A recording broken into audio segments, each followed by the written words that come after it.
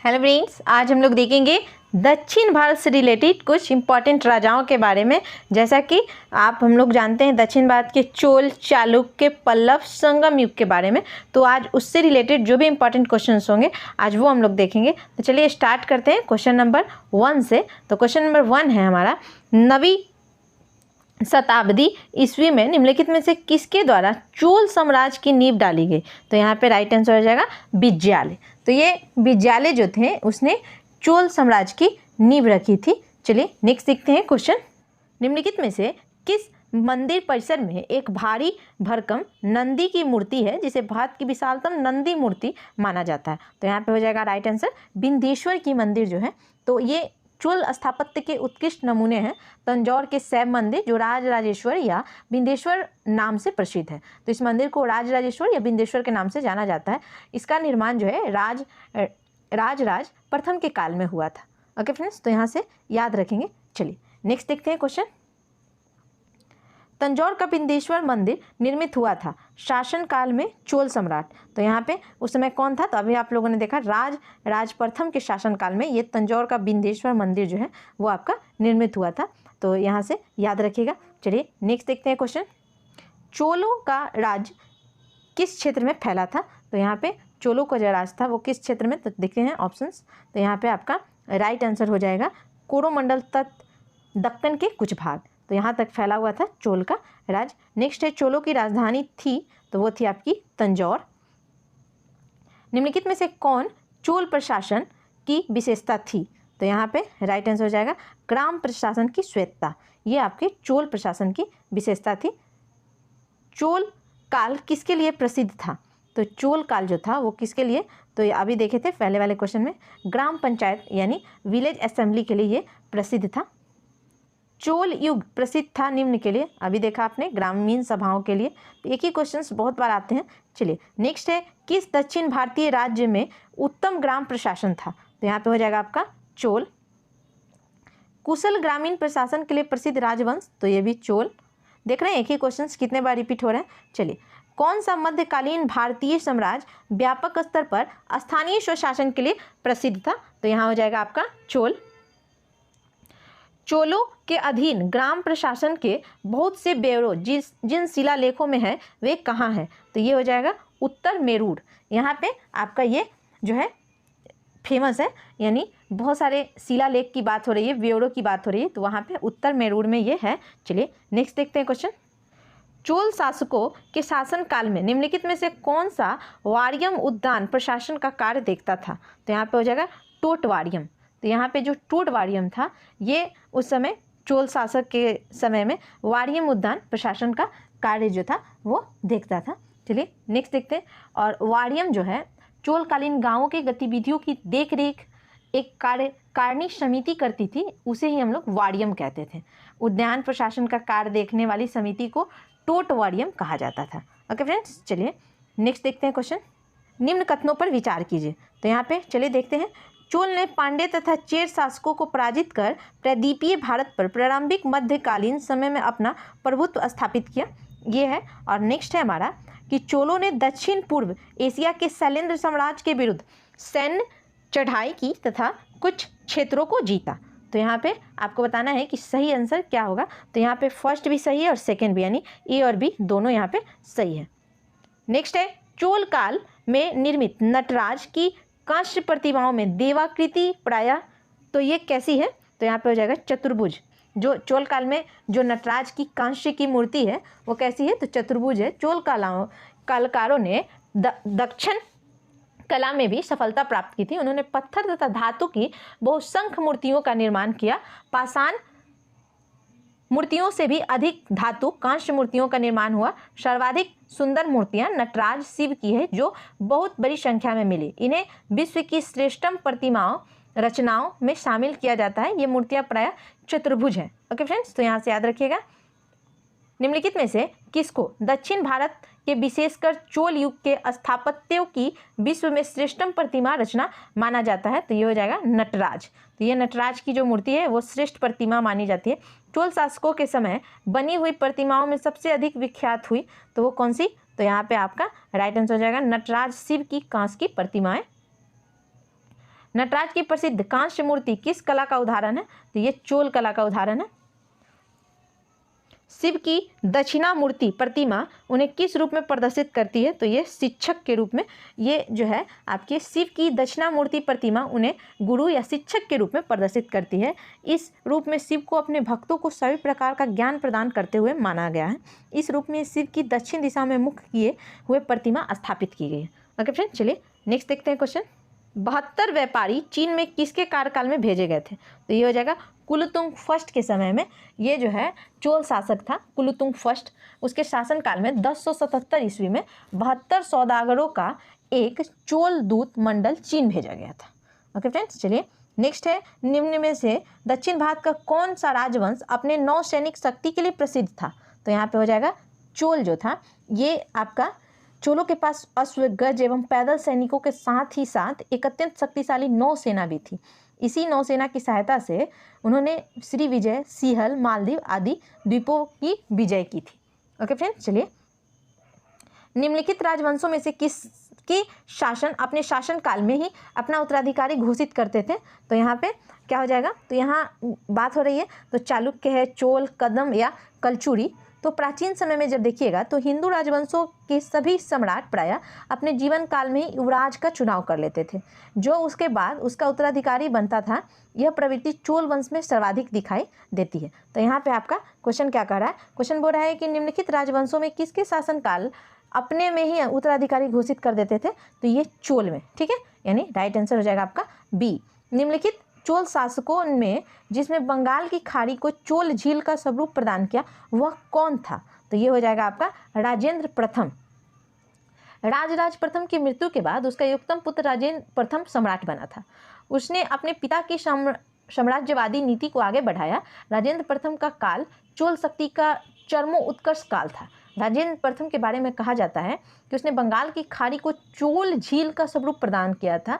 1017 ईस्वी में उसे संपूर्ण सिंहल द्वीप यानी श्रीलंका को जीत लिया और वह सिंहल राजा महेंद्र पंचम को बंदी बनाकर चोल राज्य में लाया।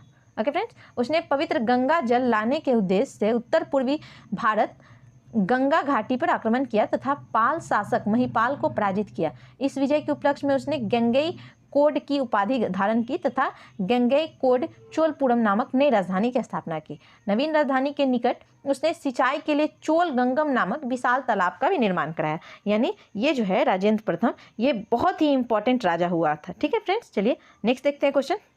गंगई कोंड चोलपुरम की स्थापना किसने की? तो अभी आपने देखा राजेंद्र प्रथम ने। अभी डिटेल से आपके बहुत सारे क्वेश्चन जो हैं कंप्लीट हो जाएंगे। निम्नलिखित में से किस चोल शासक को चोल गंगम नामक बृहद कृत्रिम झील बनवाने का श्रेय दिया जाता है? तो यहाँ पे हो जाएगा ये भी राजेंद्र दिया है, यानी राजेंद्र प्रथम। चलिए नेक्स्ट है, किस चोल राजा ने जल से सेना प्रारंभ की? ओके, किस चोल राजा ने जल सेना प्रारंभ की, यानी जल सेना किसने प्रारंभ की? तो यहाँ पे आपका राइट आंसर हो जाएगा राजराज प्रथम, यानी सी बिल्कुल राइट आंसर हो जाएगा। चलिए, तो यहाँ पे जो है कहा जाता है कि 985 ईस्वी में राजराज के नाम से गद्दी पर बैठा कौन? तो ये चोल साम्राज्य की वास्तविक संस्थापक द्वितीय यानी सुंदर चोल का पुत्र अरिमोलीवन था। ओके फ्रेंड्स, तो इसने क्या स्टार्ट किया? तो इसने चोल राजा जो था जो कि जल सेना प्रारंभ किया था। चलिए नेक्स्ट देखते हैं क्वेश्चन। चोल शासक का नाम बताइए जिसने श्रीलंका के उत्तरी भाग पर विजय प्राप्त की। तो यहाँ हो जाएगा राजराज प्रथम।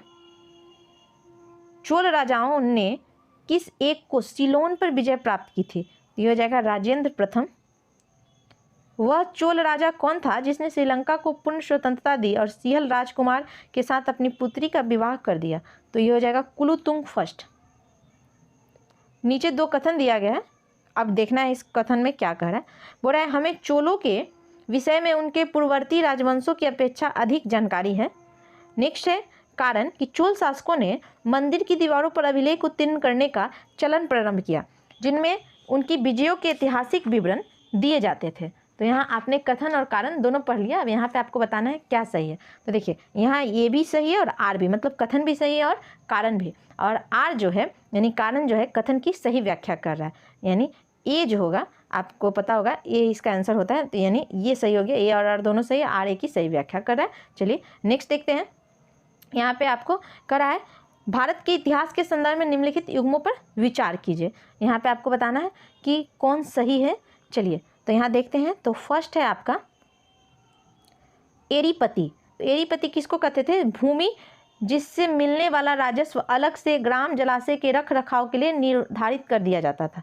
तो एरीपति समझ में आ गया कि वैसा भूमि जिससे मिलने वाला राजस्व अलग से ग्राम जलाशय के रख रखाव के लिए निर्धारित कर दिया जाता था, उसे एरीपति बोलते थे। यानी ये सही है, फर्स्ट हम लोगों का सही है। चलिए सेकंड देखते हैं। तो यहाँ पे है आपका तनियूर, एक अकेले ब्राह्मण अथवा एक ब्राह्मण समूह को दान दिए गए ग्राम। तो ये आपका गलत है। चलिए घटिका किसको बोलते थे? प्राय मंदिरों के साथ संबद्ध विद्यालय, जो मंदिर के साथ में विद्यालय जुड़ा हुआ रहता था उसको घटिका बोला जाता था। यानी फर्स्ट और थर्ड दोनों से, यानी डी बिल्कुल यहाँ पे आपका राइट आंसर हो जाएगा।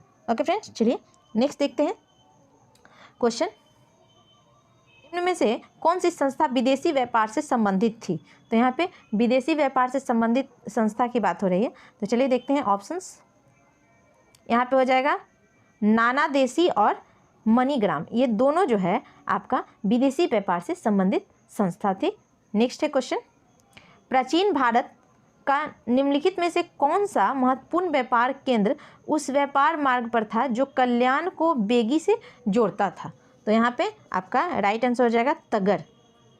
तगर प्राचीन भारत का एक महत्वपूर्ण व्यापारिक केंद्र था और ये कल्याण तथा बेगी के मध्य स्थित था। ओके फ्रेंड्स, चलिए चालुक्य वंश का सबसे महान शासक कौन था? पुलकेशिन द्वितीय।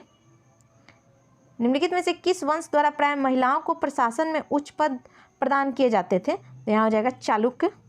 चालुक्यों की राजधानी कहाँ थी? तो ये थी बतापी। कवि कालिदास के नाम का उल्लेख किस में हुआ है? तो यहाँ पे हो जाएगा ऐहोल के उत्तीर्ण लेख में। संस्कृत के कवि और नाटककार कालिदास का उल्लेख हुआ है, तो यहाँ पे हो जाएगा पुलकेशिन द्वितीय के ऐहोल अभिलेख में। किस शासक ने सिंहल द्वीप के विरुद्ध 642 ईस्वी में 2 समुद्री अभियान भेजा था? तो ये हो जाएगा नरसिंहवर्मन प्रथम। प्राचीन संस्कृत ग्रंथों में प्रायः यवन प्रिय शब्द घोतक था, तो ये काली मिर्च का। तो यहाँ पे देखिए करा है कि भारतीय काली मिर्च यूनानियों एवं रोमावासियों को बहुत प्रिय था, इसलिए प्राचीन संस्कृत ग्रंथों में इसे यवन प्रिय कहा गया। इसकी यूनान एवं रोम में बहुत अधिक मांग थी। नेक्स्ट है तोल्कापियम ग्रंथ संबंधित है, तो व्याकरण और काव्य से। संगम साहित्य में तोल्कापियम एक ग्रंथ है, तो ये तमिल व्याकरण का। यहाँ पे है शिल्पाधिकारम का लेखक था, तो ये था इलंगो।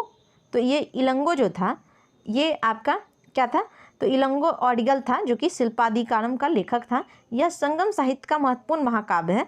इसका लेखक चोल नरेश करिकाल का पौत्र था। फिर यहाँ देखिए सूची 1 को सूची 2 से मिलाना है। तो यहाँ पे देख रहे होंगे तिरुवकुलम, तोल्कापियम, शिल्पाधिकारम और मणि मैकेले। तो यहाँ चलिए मिलाते हैं। तो यहाँ पे आपका फर्स्ट जो है ये मैच कर जाएगा आपका तिरुवकुरल, तो ये आपका मैच कर जाएगा किससे? तो दर्शन से। ओके फ्रेंड्स, फिर है तोल्कापियम, तो ये आपका मैच कर जाएगा किससे? तो व्याकरण से। फिर है शिल्पाधिकारम, तो ये किससे मैच कर जाएगा? ये हो जाएगा प्रेम कथा। और मणि मैकेले ये वणिक कथा हो जाएगी। ओके फ्रेंड्स, चलिए नेक्स्ट क्वेश्चन देखते हैं। ईसा की प्रारंभिक शताब्दियों में भारत तथा रोम के बीच घनिष्ठ व्यापारिक संबंधों की सूचना किस पुरास्थल की खुदाइयों से प्राप्त होती है? तो यहाँ पे आपका हो जाएगा अरिकामेंडू। नेक्स्ट है निम्नलिखित में से कौन सा बंदरगाह पुडोकी नाम से दी पेरिपल्स ऑफ द इरिथियन सी के लेखक को ज्ञात था? तो ये हो जाएगा अरिकामेंडू। रोमन बस्ती कहाँ प्राप्त हुई है? तो यहाँ पे हो जाएगा अरिकामेंडू में। एम्फोड़ा जार होता है एक लंबा एवं दोनों तरफ हत्थेदार जार। ओके फ्रेंड्स, तो ये आपका एक जार होता है जो कि एक लंबी एवं संकीर्ण गर्दन वाला और दोनों तरफ हत्थेदार जार है। प्राचीन काल में इसका उपयोग तेल या शराब को रखने के लिए किया जाता था। अरिकामेंडू के उत्खनन से रोम आयातित इस जार के अवशेष मिले हैं। निम्नलिखित राजवंशों में किसका उल्लेख संगम साहित्य में नहीं हुआ है? तो यहाँ पे हो जाएगा कदम्ब। निम्नलिखित में से कौन एक तमिल देश के संगम युग का राजवंश नहीं था? तो यहाँ पे हो जाएगा आपका पल्लव। धार्मिक कविताओं का संकलन कूड़ल किस भाषा में है? तो ये हो जाएगा तमिल भाषा में। तो देखिए, कूड़ल तमिल साहित्य का बाइबिल तथा लघु वेद माना जाता है। इसे मुप्पाल भी कहा जाता है। इसकी रचना सुप्रसिद्ध कवि तिरुवल्लुवर ने की। अनुश्रुतियों के अनुसार तिरुवल्लुवर ब्रह्मा के अवतार थे। ओके फ्रेंड्स, निम्नलिखित तमिल ग्रंथों में किसे लघु वेद की संज्ञा दी गई है? तो अभी अब आपने देखा कूड़ल को। निम्नलिखित में से कौन तमिल रामायण या रामावतारम का लेखक था? तो ये हो जाएगा कंबन। चलिए, तो ये कंबन 12वीं शताब्दी ईस्वी में तमिल रामायण या रामावतारम की रचना तमिल भाषा में की थी। ओके फ्रेंड्स, चलिए, मध्यकालीन भारत के सांस्कृतिक इतिहास के संदर्भ में निम्नलिखित कथनों पर विचार कीजिए। देखते हैं क्या है क्वेश्चंस, तो बढ़िया से देखिए। फर्स्ट है आपका, बोल रहा है कि तमिल क्षेत्र के सिद्ध यानी सीतर एकेश्वरवादी थे तथा मूर्ति पूजा की निंदा करते थे। तो ये तो बिल्कुल सही है। नेक्स्ट है, कन्नड़ क्षेत्र के लिंगायत पुनर्जन्म के सिद्धांत पर प्रश्न चिन्ह लगाते थे तथा जाति अधिकर्म को अस्वीकार करते थे, यानी ये भी सही है। यानी फर्स्ट और सेकंड दोनों आपका क्या है? सही है। चलिए नेक्स्ट देखते हैं क्वेश्चन। सूची 1 को सूची 2 से यहाँ पे मिलाना है। तो देखिए, गुप्त, तो ये हो जाएगा आपका देवगढ़। फिर है आपका चंदेल, तो ये हो जाएगा आपका खजुराहो। फिर है आपका चालुक्य, तो ये हो जाएगा आपका बदामी। और पल्लव, ये हो जाएगा आपका पनमलय से। नेक्स्ट देखते हैं क्वेश्चन। निम्नलिखित में से कौन सा एक प्राचीन भारत में व्यापारियों का निगम था? तो यहाँ पे राइट आंसर हो जाएगा मणिग्रामम। दक्षिणी भारत का प्रसिद्ध तकोलम का युद्ध हुआ था। तो ये चोल एवं राष्ट्रकूटों के मध्य हुआ था। चोल साम्राज्य को अंततः किसने समाप्त किया? तो ये जो है आपका चोल साम्राज्य को लास्ट में पूछ रहा है, अंततः मीन्स सबसे बाद में किसने समाप्त किया। तो आपके पास ऑप्शंस है, जबकि बोल रहा है कि 1250 ईस्वी के आसपास होयसल और पांडे राज ने चोल राजेंद्र तृतीय को परास्त कर दिया। चोल राजा पांड्यों की अधीनता में लगभग 1279 ईस्वी तक शासन करते थे। उसके पश्चात चोल साम्राज्य के अस्तित्व का कोई प्रमाण नहीं मिलता। मलिक कफूर ने लगभग 1310 में दक्षिणी विजय की थी, जिसने यह याद काकतीय, होयसल, पांडे आदि राजाओं को जीता था। फिर भी प्रश्न में क्या कर रहा है? तो यहाँ पे क्वेश्चन जो है आपका बोल रहा है चोल साम्राज्य के अंततः किसने प्राप्त किया? तो ये राइट आंसर हो जाएगा Malik Kafur according to option. चलिए, संगम युग में उदयपुर किस लिए विख्यात था? तो ये हो जाएगा कपास के व्यापार का महत्वपूर्ण केंद्र था। पांडे राज की जीवन रेखा कौन सी नदी थी? तो बेगी नदी हो जाएगी। यहाँ पे आपको क्या करना है? तो कौन सा संगम पतन पश्चिमी तट पर स्थित है? तो यहाँ पे कोरके, पुहार, तोंडी, मुसिरी। तो यहाँ पे आपका हो जाएगा राइट आंसर 3 एवं 4 यानी टोंडी और मुसिरी। संगम कालीन साहित्य में कोन को एवं मनन किसके लिए प्रयुक्त होते थे? तो यहाँ हो जाएगा राजा के लिए। तो यहाँ पे है संगम कालीन में कोन को एवं मनन शब्द राजा के लिए प्रयुक्त होता था। तृतीय संगम हुआ था, तो ये मदुरई में। चलिए, 3 हुआ था आपका, प्रथम, द्वितीय और तृतीय। तो देखिए, पहला स्थान जो था आपका मदुरई था और अध्यक्षता अगस्त ऋषि ने की थी। दूसरा आपका कपाटपुरम एलवई यानी अगस्त ऋषि के बाद तोलका प्रिय ने की थी। और तीसरा आपका भी मदुरई है स्थान। पहला और तीसरा एक ही जगह हुआ और नकीरर इनके द्वारा इसकी अध्यक्षता की गई थी। नेक्स्ट है, किस ऋषि के बारे में कहा जाता है कि उन्होंने दक्षिणी भारत का आर्यकरण किया, उन्हें आर्य बनाया? तो यहाँ पे हो जाएगा अगस्त ऋषि के कहा जाता है। नेक्स्ट है, यहाँ पे 1 को 2 से आपको सूची 1 को सूची 2 से मिलाना है। चलिए देखते हैं। चालुक्य जो है वो हो जाएगा बदामी। फिर आपका पल्लव जो है वो हो जाएगा आपका कांचीपुरम। फिर है आपका हर्ष जो कि कन्नौज। और यहाँ पांडे जो है वो आपका मदुरई से रिलेटेड हो जाएगा।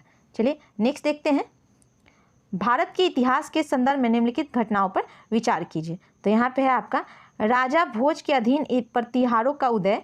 फिर है महेंद्र वर्मन फर्स्ट के अधीन पल्लव सत्ता की स्थापना। फिर है प्रांत फर्स्ट चोल द्वारा सत्ता की स्थापना। गोपाल द्वारा पाल वंश की स्थापना। तो इसमें से आपको प्राचीन काल से आरंभ कर सही कालानुक्रम व्यवस्थित करना है। तो इसको व्यवस्थित करेंगे तो सबसे पहले आएगा 2413 यानी सी आंसर कर रहा है 2413। चलिए देखते हैं। तो सबसे पहले ये आ जाएगा 2 नंबर, यानी फिर होगा 4 यानी गोपाल द्वारा पाल वंश की स्थापना। फिर आ जाएगा आपका राजभोज के अधीन प्रतिहारों का यानी 3, और फिर आपका ये आ जाएगा परांतक फर्स्ट द्वारा चोल सत्ता की स्थापना।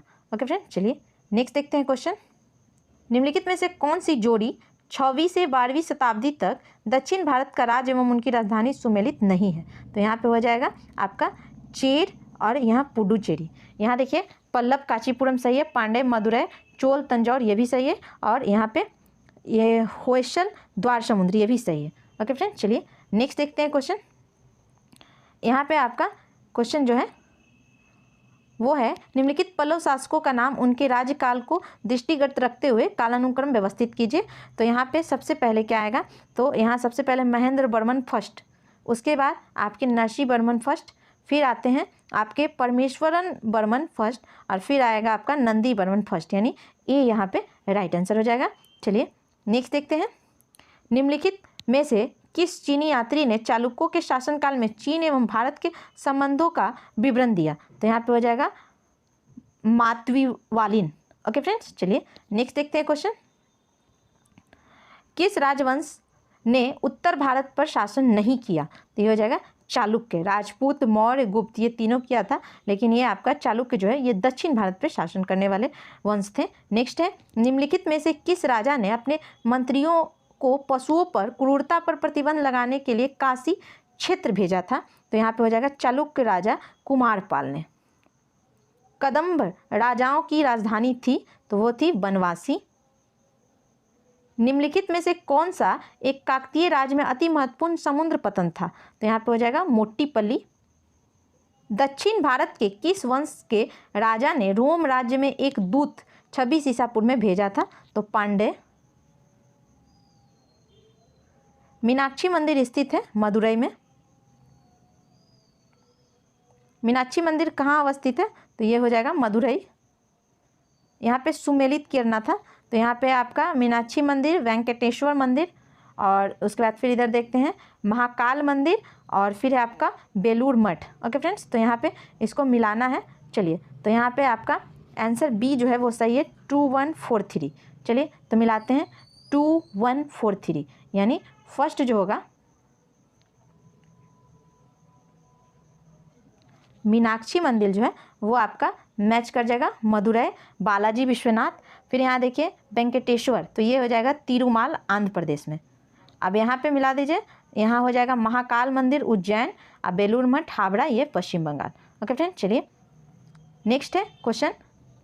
दक्षिण भारत के मंदिरों के आकर्षक द्वार क्या कहलाते हैं? तो उसे हम लोग गोपुरम के नाम से जानते हैं, जो कि क्या रहता है? बिल्कुल आकर्षक द्वार रहता है, जिसे गोपुरम कहा जाता है। ओके फ्रेंड्स, तो ये हम लोगों का चोल मतलब दक्षिण भारत के जो भी महान शासक थे उनके बारे में हम लोगों ने पढ़ा। चलिए नेक्स्ट जो होगा वो होगा प्राचीन साहित्य एवं साहित्यकार। ओके फ्रेंड्स, तो नेक्स्ट चैप्टर भी हम लोगों का बिल्कुल VVI है।